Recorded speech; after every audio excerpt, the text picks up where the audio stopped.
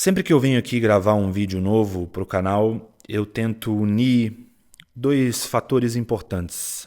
Primeiro, um tema que seja atual, mesmo que não seja diretamente que eu consiga relacionar com algum tema atual, e com algo que eu já tenha pensado sobre, que eu já tenha falado sobre e que eu tenha até anotado, às vezes em alguns rascunhos, né?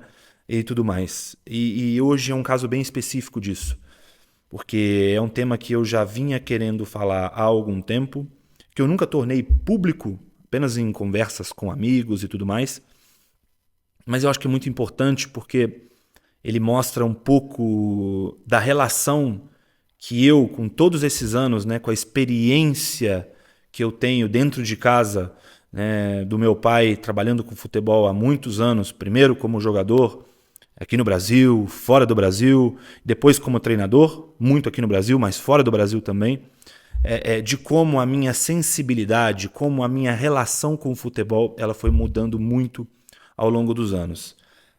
Mas antes de começar, até bati agora no microfone aqui sem querer, e eu lembrei que apareceu um comentário em algum dos vídeos aí do canal de cortes, de uma pessoa me indicando que o microfone ele estava do lado errado, porque a captação de áudio do microfone ela é do lado que agora sim eu coloquei do lado certo.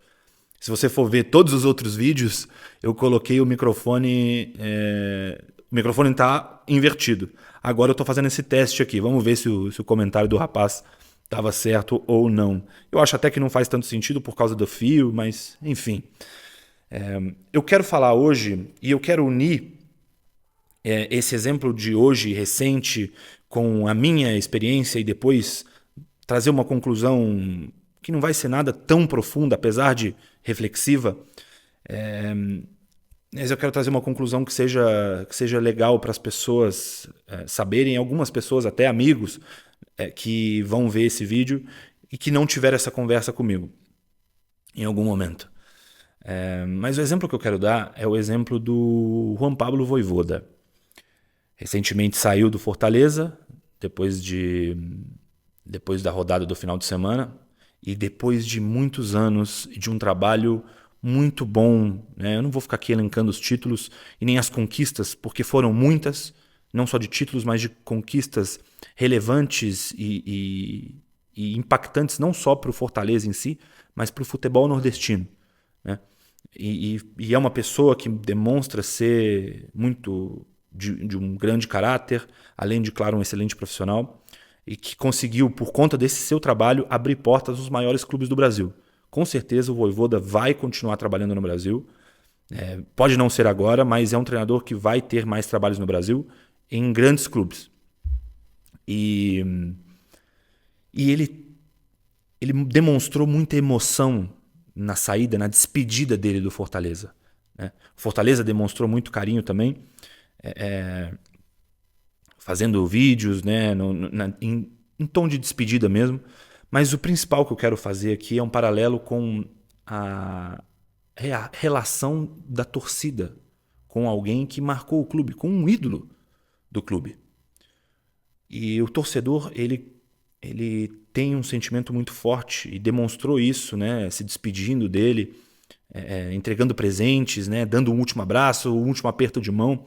E o Vojvoda retribuiu muito esse carinho, visivelmente emocionado em vários momentos, né, com vários torcedores. E isso a gente precisa romantizar mesmo. A gente valoriza as coisas quando a gente romantiza. Então, esse processo me fez refletir para gravar esse vídeo. E ao longo de muitos anos, como eu falei, a minha relação com o futebol ela foi mudando. Eu sempre fui muito sensível ao futebol como produto. Sempre fiquei muito feliz vendo alguns vídeos emocionantes, sempre gostei, né? Todo adolescente passa horas, né, da minha geração e dos mais novos, passam horas no YouTube assistindo momentos importantes, né, gols emocionantes, momentos emocionantes de forma geral do futebol. E ao longo desses anos, né, com tudo que o meu pai enfrentou de carreira, né, muitas injustiças, muitos rótulos, muitas mentiras, né, que inclusive foram parte um pouquinho da vontade de gravar esse vídeo, por conta de comentários recentes, né, em canal de cortes, que eu especifiquei uma situação do meu pai no último vídeo, para quem quiser tá lá para conferir no vídeo de ontem, no vídeo sobre o Felipe Luiz e o Pedro. Mas por conta disso, eu fui perdendo muito a minha sensibilidade com o futebol. E isso é normal. E assim, eu falo numa posição de quem não está diretamente no dia a dia de clube. Não estou todos os dias ali, todos os dias dentro do clube mesmo. Eu vou aos jogos esporadicamente, acompanho muito, vejo todos os jogos, produzo materiais, análise, enfim. Só que eu não estou no dia a dia. E mesmo assim, a gente vai perdendo muita sensibilidade vendo o externo. Eu sou uma pessoa que, claro, estou aqui na internet, né, produzindo conteúdos e tal. Naturalmente, consumo muitos conteúdos na internet. Então, a gente acaba vendo algumas coisas que vão fazendo a gente perder essa sensibilidade. E é normal, é normal. É normal para quem trabalha no futebol também. O meu pai mesmo, ele naturalmente vai perdendo a sensibilidade. São muitos anos de futebol. Imagina quantas coisas ele não viu ao longo de todos esses anos, né? E meu pai é uma pessoa relativamente nova. Meu pai tem 50 anos. A gente vê treinadores aí de mais de 70, quase 80, alguns até passando dos 80 anos, né? E mais da metade, talvez até 2/3 da vida foram dedicados ao futebol. Então, isso é normal. Mas, ao mesmo tempo, eu vejo dentro de casa também essa relação que ultrapassa o profissionalismo. Porque a paixão ela se mantém, mesmo que de outra forma, mesmo que seja algo mais pessoal, né? Mesmo que seja algo relacionado ao seu trabalho, mesmo que seja algo relacionado às suas conquistas. Você mantém um amor, você mantém uma paixão muito grande pelo futebol, né?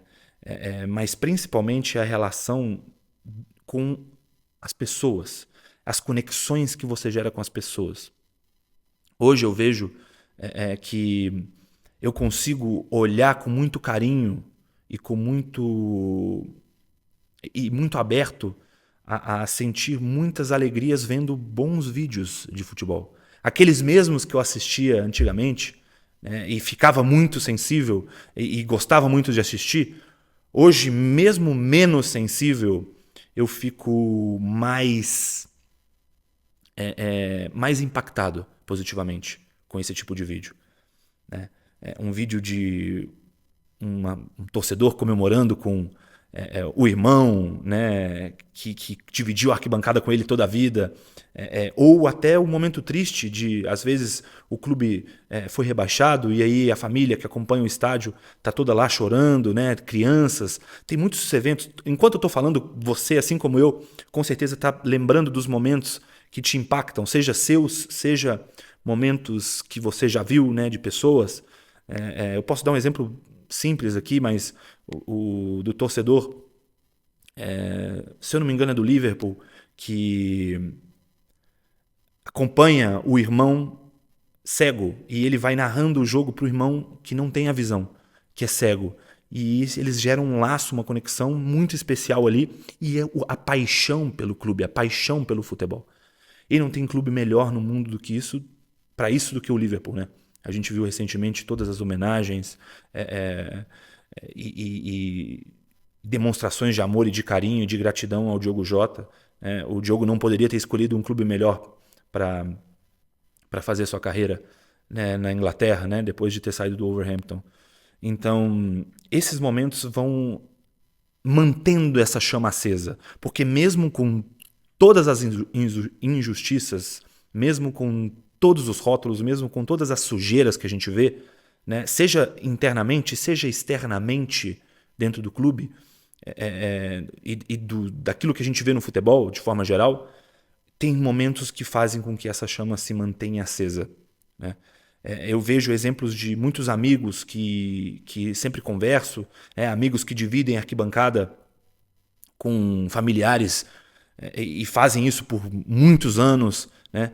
Pessoas que perderam alguns dos seus entes queridos, mas mantêm essa chama e vão ao estádio e sempre se recordam dos seus entes queridos, levam a camisa do ente querido para o estádio, né? Eu vi vários exemplos já de amigos que fizeram isso. Isso tudo faz com que a paixão se mantenha, mesmo que a sensibilidade seja menor. A paixão, ela se mantém, certo? O meu pai, ele não nasceu atleticano. O meu pai, ele me fez torcedor do Atlético Paranaense, mas ele não nasceu atleticano. Meu pai nasceu no interior de Minas Gerais, numa cidade que chama Oliveira. Não tinha motivo para ele ser atleticano. O que fez ele me fazer atleticano? Foi o vínculo que ele criou com o clube, com as pessoas, com a cidade. E aqui isso, com os lugares, com tudo. Você cria vínculos naturalmente com as pessoas, com os lugares, quando você fica muito tempo. Meu pai passou bons anos da vida dele em Curitiba. E naturalmente ele me fez torcedor do Atlético. E aqui é claro que quando, todas as vezes que jogaram Atlético contra um clube em que meu pai estava trabalhando, eu torci para o meu pai, óbvio. Né? Mas isso não muda o carinho, isso não muda a paixão, nem dele e nem minha. A gente vê o respeito, a gente viu recentemente o João Pedro respeitando o clube que o revelou, o clube que o mostrou para o mundo, né? E ele manteve isso. Então a gente vai vendo como a gente tem bons exemplos, mesmo perdendo a sensibilidade, que naturalmente a gente perde a sensibilidade. Como eu disse, eu me coloco agora na posição de alguém que vive o futebol de uma maneira diferente da maioria, porque eu não sou um torcedor como qualquer outro.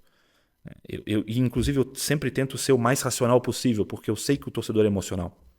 Mas o torcedor em si, ele não pode perder essa essência. Ele não pode perder essa paixão. Porque é isso que mantém o futebol sendo o esporte o maior esporte do mundo. Isso a gente nunca pode perder. Mesmo que o clube esteja numa situação ruim, mesmo que você passe por momentos muito difíceis, às vezes você perde uma pessoa que estava ali com você, mas não pode perder. Porque são conexões que fazem, são momentos, memórias que fazem com que tudo isso seja muito marcante na nossa vida. E o esporte faz muito bem isso. Né? O futebol, ele faz isso mais do que qualquer outro. Eu ainda quero fazer um vídeo sobre isso, né? Falando especificamente sobre por que o futebol é o que é o maior esporte da história humana. Mas isso é em outro momento. E, de forma geral, mesmo que, o resumo, né, do conteúdo de hoje, mesmo que ao longo de todos esses anos eu tenha perdido muito a sensibilidade, né, vendo meu pai trabalhando, inclusive no próprio Atlético, né, como jogador primeiro, mas aí eu era mais novo, né, e depois como treinador, realizando o sonho de ser campeão da Sul-Americana, né, conquistando o título como treinador, como jogador antes, e naturalmente mais maduro eu enxergo as coisas de outra forma. E mesmo tendo perdido um pouco dessa sensibilidade em relação ao clube que eu cresci, torcendo, acompanhando, amando e sofrendo e comemorando, a gente naturalmente vai perdendo essa sensibilidade por conta de situações do dia a dia, nem sempre situações ruins. Mas, de forma geral, a paixão ela se mantém por conta dessas conexões. Conexões suas, ou seja, conexões que eu tenho de momentos felizes com a minha família, com meu pai na beira do campo ou com meu pai do meu lado, né? A gente como torcedor, né? Lembrando da vez, por exemplo, que meu pai me levou para assistir um jogo da Champions League. Eu assisti Roma e Manchester United em 2008, foi oitavas ou quartas, agora eu não lembro. Torcedor mais fanático aí de futebol, amante mais fanático vai lembrar do jogo. O Cristiano Ronaldo faz um gol de cabeça que ele sobe, parece que ele sobe um prédio inteiro. Mas enfim, momentos pessoais seus ou momentos dos outros mesmo, momentos emocionantes. Como eu falei, o torcedor do Liverpool, né, as homenagens do torcedor do Liverpool, ou momentos que às vezes você fica sentido pela pessoa que está sofrendo com a perda do título ou com o rebaixamento, enfim. São muitos fatores que fazem com que essa paixão ela se mantenha, independente de qualquer coisa forte no final. Mas isso também eu quero encerrar com certos cuidados. A gente não pode romantizar certas coisas. É claro que o amor ao clube, né, o profissional que demonstra gratidão, que demonstra amor ao clube, a gente tem que valorizar sempre. Mas a gente também não pode extrapolar as linhas. Né? A gente não pode romantizar, por exemplo, situações como o do Atlético Mineiro, que está atrasando salários, né?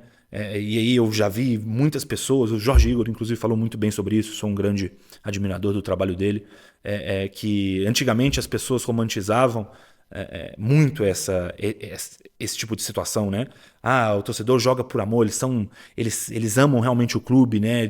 E você acaba criando uma idolatria pelas pessoas. E é muito bonito isso, né? E demonstra profissionalismo acima da média. Mas a gente não pode romantizar esse tipo de coisa. Isso não deve ser romantizado. E eu vejo que, como o Jorge Igor falou um pouco também, isso se mantém muito forte ainda por conta das redes sociais. Né? A gente vê muitos torcedores que tem que atrasar salário mesmo, né? Tem que invadir o CT, tem que bater, né? Tem que agredir, sabe? Tem que quebrar o carro, esse tipo de coisa. Isso vai fazendo com que a gente também perca a sensibilidade. Né? Nós, pessoas boas, nós que mesmo torcedores às vezes ficam, porra, eu sou uma pessoa que sinto muito, fico muito puto mesmo, fico muito bravo com a situação do meu clube quando perde, às vezes perde o clássico, toma uma goleada, enfim. Mas eu também fico chateado vendo esse tipo de coisa porque isso me afasta do futebol. Isso faz com que o meu filho pequeno, né, isso colocando uma situação hipotética, faz com que meu filho pequeno se assuste com a realidade do futebol. Isso me afasta a relação que eu criei, né, de novo, nessa situação hipotética, essa relação que eu criei indo com a minha família, com os meus amigos no estádio ao longo de toda a vida, eu não queira passar isso para o meu filho por conta da realidade atual que a gente vive. Então, a gente tem que ter muito cuidado para não cruzar a linha da romantização, certo?